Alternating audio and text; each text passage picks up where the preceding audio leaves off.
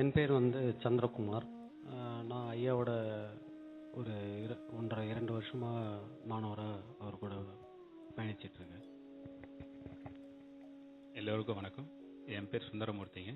திருவண்ணாமலையிலேருந்து வரேன். நம்ம எல்லாருமே ஐயாவோட மாணவர்கள் தாங்க. எல்லோருக்கும் வணக்கம். என்னுடைய பேர் ராஜசேகர். நான் இதே தஞ்சாவூர்லேருந்து தான் வரேன்.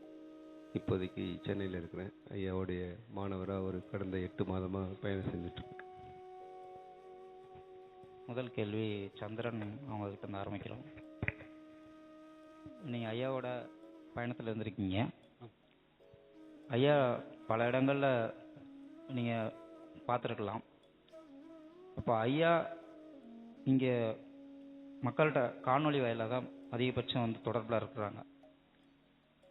அப்போது ஐயா காணொலியை பேசும்போது அவங்களுக்கு புரிகிற விஷயங்கள், நீங்கள் ஐயாவோட பயணம் பண்ணுறப்போ உங்களுக்கு புரிகிற விஷயங்கள், அதை எந்த மாதிரி நீங்கள் வந்து உங்களோட புரிதலில் நீங்கள் சொல்லலாம்?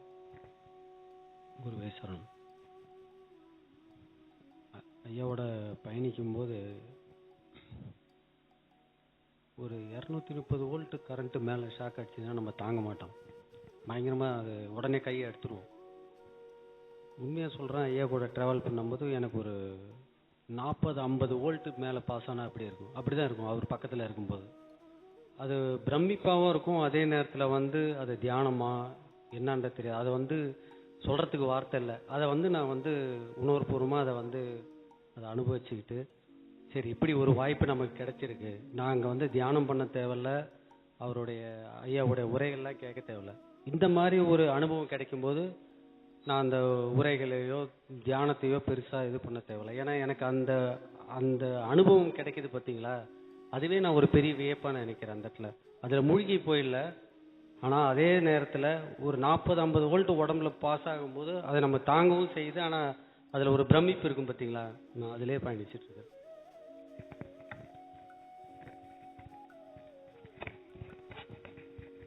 இந்த மாதிரி சொன்னால் எவனாவது என்னை கடத்திட்டு போயிட போகிறான்பா.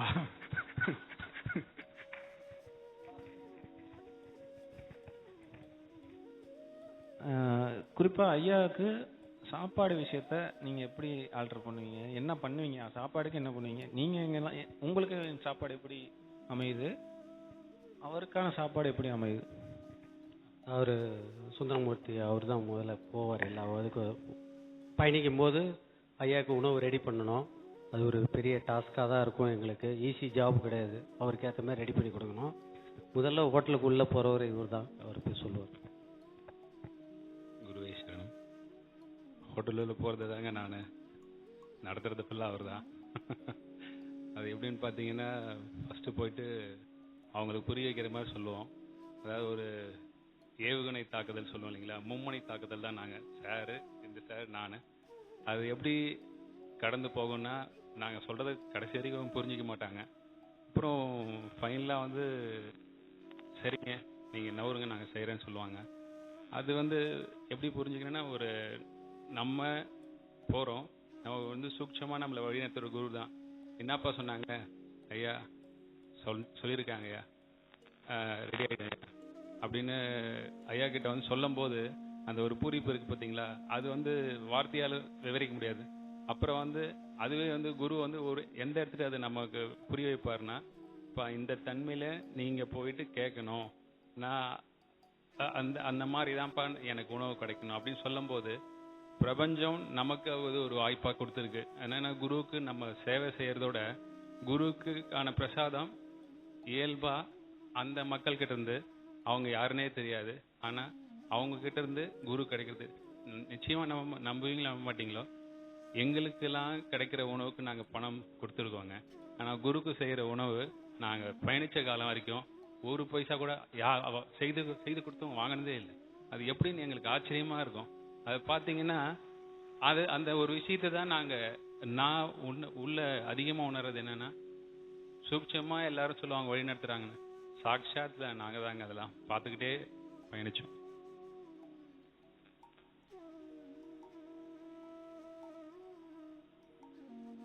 ஃபஸ்ட்டு சொல்லும்போது கண்டிஷன் ஒன்று வந்து உப்பு இருக்கு, அது புளி மிளகாத்தூள் இருக்கக்கூடாது, இதெல்லாம் சொல்லும்போது எங்களை ஒரு மாதிரி பார்ப்பாங்க. பார்க்கும்போது முடியாதுன்னு சொல்லுவாங்க, ஓனர் கேட்கணும்னு சொல்லுவாங்க. திரும்ப நாங்கள் உடனே சந்திரன் சார் அவர் ஒரு எக்ஸ்ப்ளனேஷன் கொடுப்பாரு, திரும்ப சார் ஒரு எக்ஸ்ப்ளனேஷன் கொடுப்பாரு. எல்லா அஸ்திவாரமும் பயன்படுத்தி கடைசியாக நாங்கள் என்ன சொல்லுவோம், அவர் பெரிய குருங்க, திருவண்ணாமலையிலேருந்து வந்துருக்காரு, 500 பேர் சாப்பிடுவோம், காணொலி எடுத்து காமிச்சிடுவோம். நான் காமிச்சிட்டா அது ஒரு வேலை செய்யும். அந்த மாதிரி தன்மையில் அதிகமாக பார்த்தீங்கன்னா ஐயாவுக்கு வந்து உணவு முயற்சி பண்ணும்போது கொஞ்சம் கடினமாக இருக்குங்க. இது வந்து நம்மளுடைய வாழ்க்கைக்கும் பொருந்தி பார்த்துக்கலாம். முயற்சி பண்ணும்போது தான், ஆரம்பிக்கும் போது கடினமாக இருக்கிறது, முடிக்கும் போது ஒரு இலகுவான தன்மைக்கு எப்படி மாறப்படுன்றது உணவு ஒரு உதாரணம்.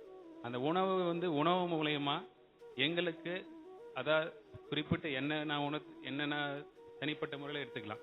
எப்படின்னா தன்னை உணர்தல் அப்படிங்கிற ஒரு இதை வந்து இதுக்கு வந்து பயன்படுத்தி பார்த்துக்கலாம். எப்படின்னா அந்த உணவு அவங்க தயாரிக்கிற விதம், அவங்க பேசுகிற விதம், அண்ட் தென் பார்த்தீங்கன்னா நாங்கள் போய் அவங்க ஒரு அணுகிற விதம் எல்லாமே வந்து அடுத்தடுத்து ஒரு கண்டினியூஸாக தொடர்ச்சியாக நடக்கும். இந்த சைடு சார் சொல்லுவார், அந்த சைடு சார் சொல்லுவார், ஏன்னா ஒன்று அவங்க மைண்டில் ஏற்றும். ஆனால் அவங்க எந்த ஒரு டிஸ்டர்பன்ஸும் இல்லாமல் ஃப்ரீயாக அவங்க இயல்பாக சமைப்பாங்க. அதுதான் குரு எங்களை வழி நடத்துகிற மாதிரி அங்கே போயிட்டு அங்கேயும் செய்ய வைக்கிறார். இது வந்து நான் அங்கே பார்த்த ஒரு விஷயங்க. கன்னியாகுமரியில் முக்கியமாக சொல்லணுங்க, இது ஒரு வாய்ப்பு. ஆனால் எப்படின்னா எல்லாருக்கும் இது கிடைக்கணும். என்னை பொறுத்த வரைக்கும் என்னென்னாங்க, ஒரு நாள் இரவு குரு கேட்குறாரு, என்னப்பா சமைக்கலாமா? அதாவது சரிங்க. ஆனால் நாங்கள் ஹோட்டல்லேருந்து வாங்கிட்டு வந்து கொடுத்துட்டோம், சாப்பிட்டுட்டு அடுத்த நாள் காலையில் உணவு தயாரிக்கிறாருங்க. உணவு தயாரிக்கும்போது குருவே வந்துட்டாருங்க. அங்கே வந்துட்டு ஒவ்வொரு பொருளும் அவரே செய்து கொடுத்துட்டு எல்லாம் முடிச்சுட்டான், பார்த்துக்கப்பான்னு சொல்லிட்டு மேலே போய் தியானத்தில் உட்காந்துட்டாருங்க. உட்காந்துட்டு உணவு ரெடி ஆயிடுச்சு, நாங்களும் ரெடி. சரி ரூமில் தானே உள்ளே தானே போனாருன்னு இப்படி உட்காந்துதாங்க எனக்கு தெரியும். கரெக்டாக 50 நிமிஷம் 55 நிமிஷம். அப்போ ஐயா என்ன கேட்குற, என்னப்பா எல்லாம் ரெடி ஐயா அப்படின்னு.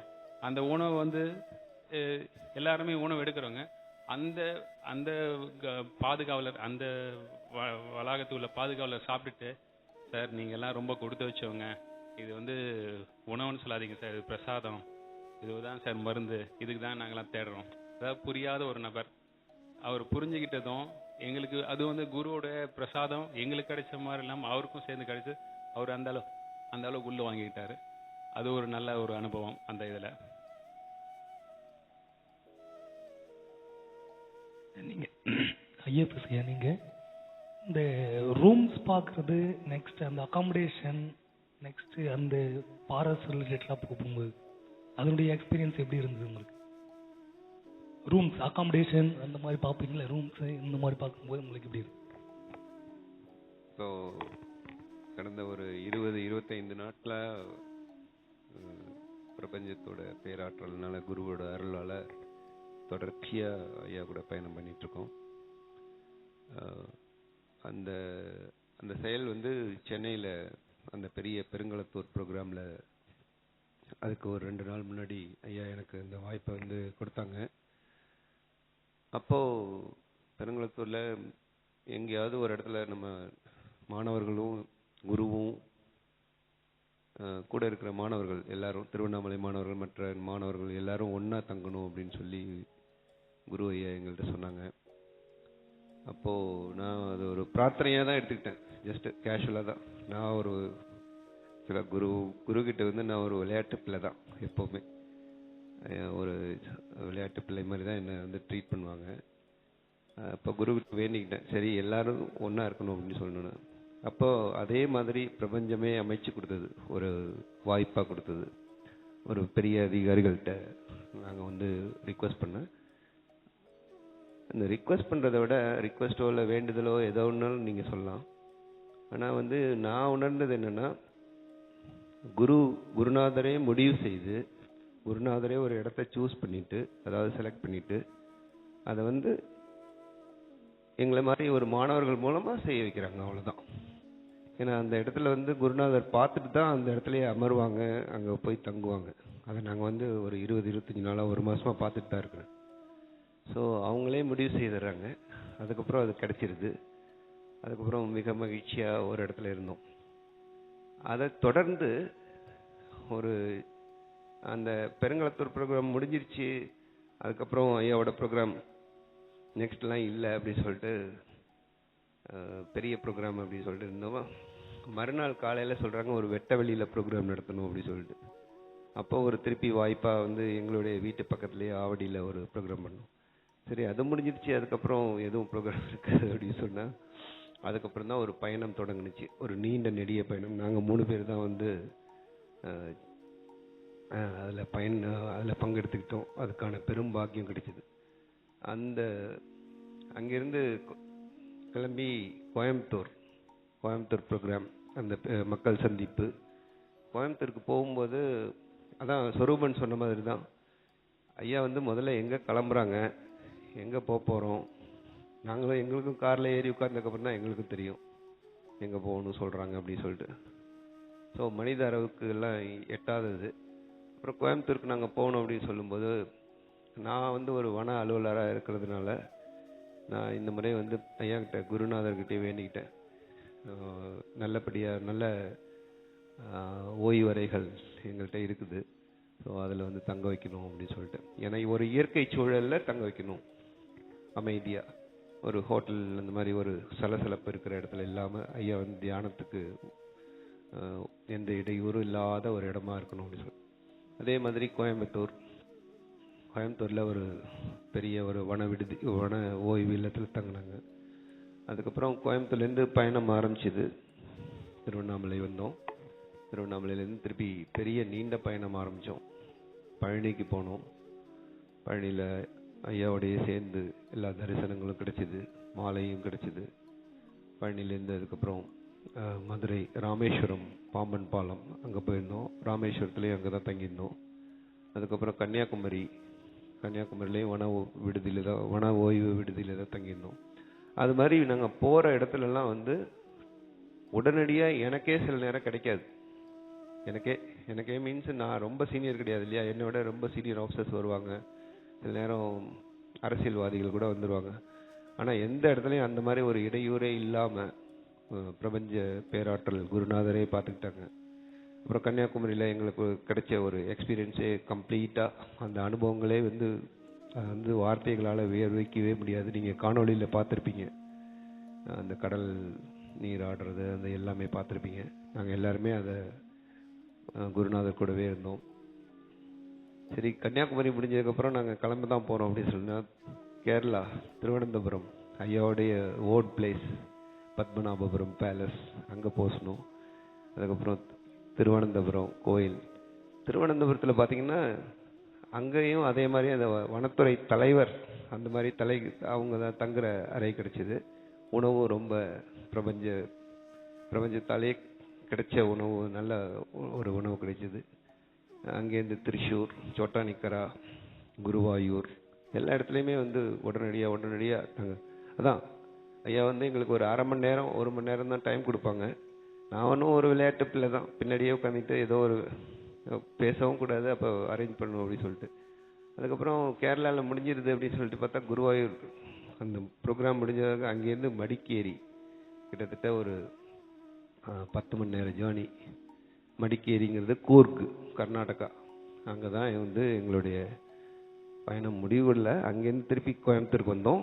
கோயம்புத்தூர்லேருந்து தான் திருவண்ணாமலைக்கு போனோம். ஸோ ரொம்ப அருமையாக இயல்பாக இருந்தது எல்லா ப்ரோக்ராமுமே. நன்றி. இப்போ நீங்கள் போனது மெயினாக வந்து வண்டி ஓட்டுறதுக்கு.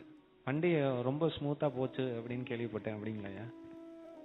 என்ன வந்து ஐயா வந்து ரெண்டாவது கேள்வி, எப்படி ஒரு இடத்துக்கு போகணுன்னா அந்த டயத்துக்கு போகணும்னு நினைப்பாரு, அந்த டயத்துக்கு எப்படி போகுது? முதல் கேள்வி ஸ்மூத்தாக தான் போச்சா? வண்டி நான்லாம் ஓட்டவே இல்லைங்க, எங்கள் சந்திரன் ஐயா தான் ஓட்டினார். ஏன்னா அவர் தான் ஏரோப்ளைன் ஓட்டுவார், காரு பைலட். அப்புறம் நானும் சுந்தரமூர்த்தி சாரும் கொஞ்சம் நேரம் ஐயாட்ட கொஞ்சம் பர்மிஷன் கேட்டு, கொஞ்சம் அவர் ரொம்ப டயர்டாக இருக்கிறாரு அப்படி சொல்லிட்டு ஓட்டுவோம். ஆனால் எல்லாரும் அது கண் மூடி கண் திறக்கிறதுக்குள்ளே நாங்கள் போயிடுவோம். அது வேறு விஷயம்.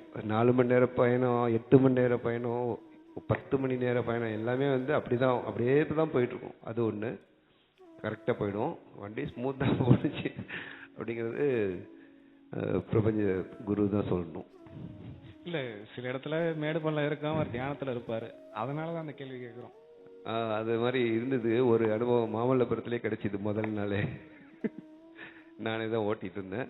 ஆனால் அதையெல்லாம் வந்து அதாவது தடுத்தாட்கொண்டு பொறுத்து கொண்டு குருநாதர் வந்து எங்களுக்கு அந்த வாய்ப்பை கொடுத்துட்டே இருந்தாங்க கண்டினியூஸாக. அதுக்கப்புறம் எந்த பயணங்கள் வந்து கொஞ்சம் ஸ்மூத்தாக தான் போயிட்டு இருந்தது. இந்த ரூம்ல ஏதோ ஒரு ரூம்ல இந்த மயில்கள் ரெண்டும் ஜெயின் பண்ண மாதிரி ஒன்று இருந்தது. மயில் கை தெரிந்தோம். அது பத்தி என்ன, எப்படி அங்க நடந்ததுன்னு? அந்த அது கேரளாவில் தான் அந்த மயில் ரெண்டும் வந்து பார்த்தீங்கன்னா ஒரே இதுவாக இருந்தது. அந்த ரூம்குள்ளே ஃபஸ்ட்டு நாங்கள் போயிட்டு ஐயா குருவும் இருந்தாங்க கூட. என்ன முதல்ல பார்க்கும்போது அந்த மயிலுடைய வால் பார்த்தீங்கன்னா சைட்லேருந்து பார்க்கும்போது நாகம் மாதிரி தெரிஞ்சுது. அதை தான் ஃபஸ்ட்டு நோட்டீஸ் பண்ணிட்டு நாங்கள் அப்படியே வந்துட்டோம். அதுக்கப்புறம் குரு அதை அவங்களுக்கு அதை பார்த்து வெளிப்படுத்தி அந்த காணொலியிலே போட்டிருப்பாங்க. அந்த இது பார்த்தீங்கன்னா அந்த மயில் அதை வடிவமைச்சவங்க வந்து எப்படி இது பண்ணியிருப்பாங்க, அதை யோசிச்சிருப்பாங்கன்னு அதை டீட்டெயிலாக ஐயா வந்து அந்த ஷார்ட்ஸில் சொல்லியிருப்பாங்க. ஆனால் அந்த ரூமில் அந்த மயிலை அன்றைக்கி நைட்டு வந்து ஒரு அரை மணி நேரத்துலேருந்து 3/4 மணி நேரத்துக்குள்ளே அந்த மயிலை வந்து ஒரு ஷார்ட்ஸ் எடுக்கணுன்ட்டு ரெடி பண்ணி பார்த்தீங்கன்னா முதல்ல வந்து அதை கொஞ்சம் தொடச்சி இது பண்ணிவிடுவோன்னு தொடச்சோம். அப்புறம் பூ வச்சோம் அந்த மயிலுக்கு. அப்புறம் மெழுகுவர்த்தி ஏற்றினா நல்லா இருக்கும் பார்த்தா மணி கரெக்டாக 10:30 மணி. எல்லா கடையும் உங்களுக்கு கேரளாவில் தெரியும் 9 மணிக்கே மூடிடுவாங்க. அதுக்கப்புறம் அவர் ஃபாரஸ்ட் ஆஃபீஸர் கிளம்பி போய் கரெக்டாக அந்த மெழுகுவர்த்தி கிடைக்கணும். ஒரே ஒரு கடை தான் திறந்துருக்கு 10:30 மணி நைட்டு.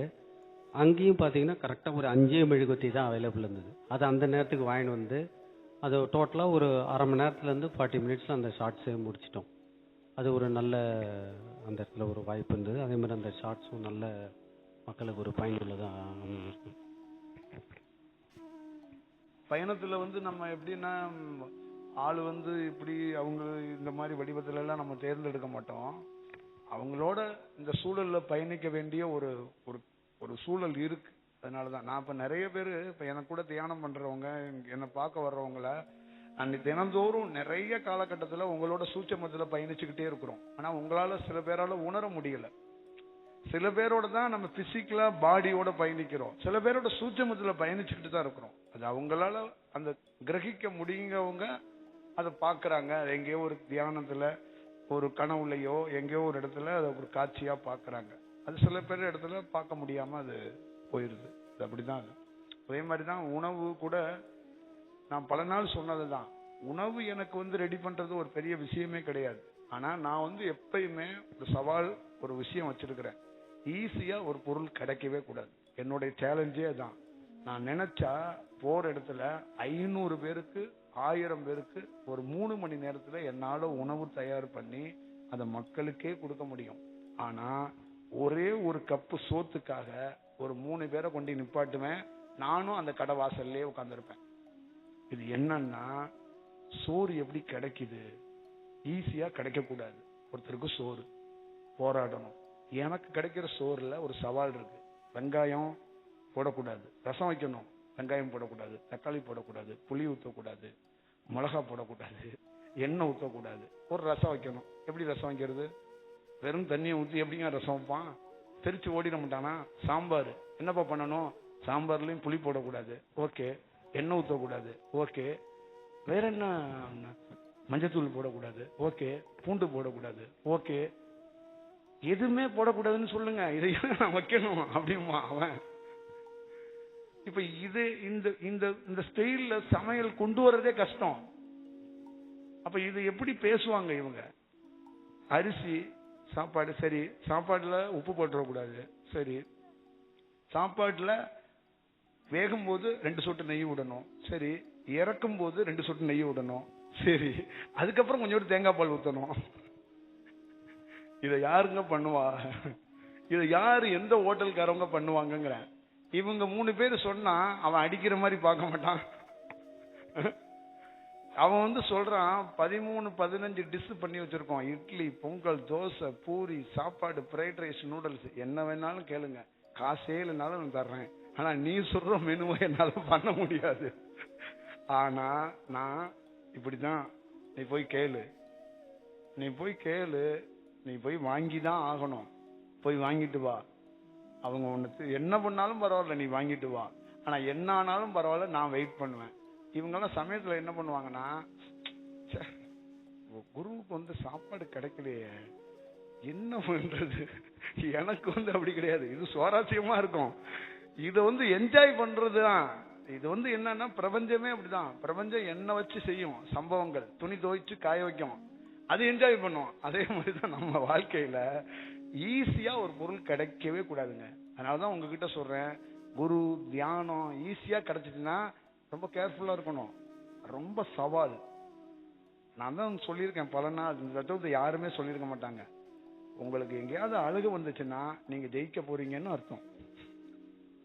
உங்களுக்கு எங்கேயாவது சோகம் கஷ்டம் இந்த மாதிரி ஒரு சூழல் அமைஞ்சிச்சுன்னா உங்க வாழ்க்கையில ஒரு முக்கியமான திருப்பு முனையை நீங்க சந்திக்க போறீங்கன்னு அர்த்தம்.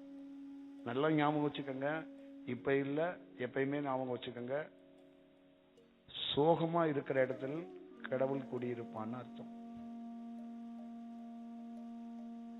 சோகம் எங்க இருக்கோ, வறுமை எங்க இருக்கோ, ஒரு மோசமான ஒரு கஷ்டத்துல எந்த மனிதன் இருக்கிறானோ அவனோடு இறைவன் இருப்பான், குரு இருப்பாரு. இதான் விஷயம். அதே மாதிரிதான் ஒரு ஈஸியா ஒரு பொருளை நம்ம பெறக்கூடாது, அதை நம்ம போராடணும். அப்படிங்கிறதுனாலதான் என்னுடைய டிராவல்ல எல்லாமே ஒரு ஈஸியா கிடைக்கிறதுக்கான வாய்ப்பு என்கிட்ட இருக்கு. ஆனா நான் ஈஸியா பெற மாட்டேன், ஈஸியா நான் அனுபவிக்க மாட்டேன்.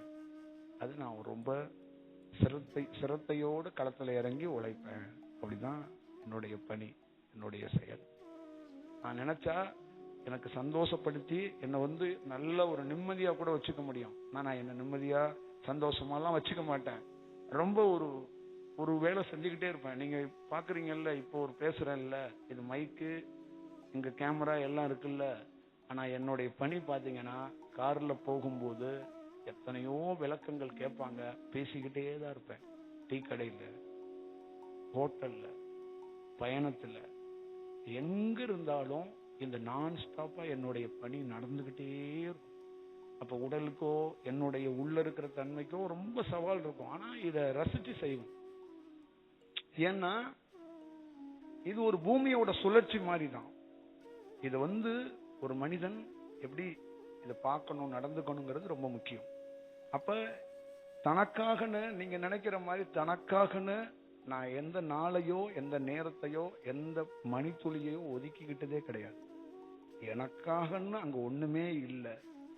எப்பொழுது இந்த காற்றோட தன்மை மாறப்பட்டதோ அங்க நானே இல்லை. நீங்கள் புரிந்து கொள்ளுங்கள். அவ்வளவுதான். புரியுதுங்களா? அதுதான் அவங்க விளக்குறாங்க. அப்ப நம்ம எப்பயுமே ஒரு விஷயத்தை எளிதாக, நீங்க யாருமே கிடைக்கிறத, அப்பா உடைய காசு, அம்மாவுடைய சொத்து எல்லாம் எளிதா கிடைச்சிச்சுன்னா அதை நீங்க அனுபவிக்காதீங்க. நீங்க போராடி ஒரு விஷயத்த பண்ணி பாருங்க, அதுக்குள்ள உண்மை தத்துவம் தெரியும் உங்களுக்கு.